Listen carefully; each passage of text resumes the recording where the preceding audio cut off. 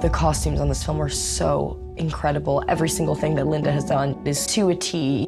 Everything looks beautiful. It moves so beautifully.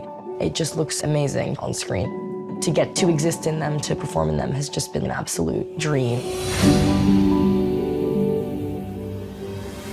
Linda, thank you so much for taking the time and sitting down with us. What particularly about this script drew you to this? It's a fantastic combination of horror film, historical drama, otherworldly characters. The character of Ellen Hutter, played by Lily Rose Depp, who's really the main female protagonist in this movie. How did you go about sort of wardrobing her? There was always the idea of her wardrobe being ethereal. She perhaps comes from a wealthier background, but in her marriage to Thomas, she is living with less. It doesn't bother her. It is Thomas that she wants. We were trying to illustrate that she was a young woman with modest means.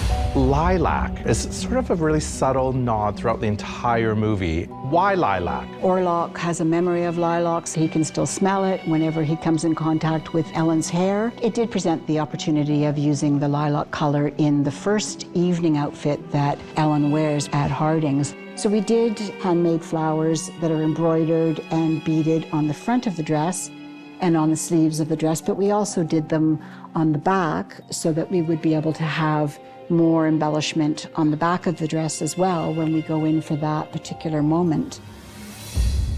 Please keep safe. Have you so little faith in me? I will send you my utmost faith. This indigo dress is one that is worn by Ellen in multiple scenes. Unlike the Hardings, who are luxuriously dressed, Ellen is making do really with a much smaller wardrobe.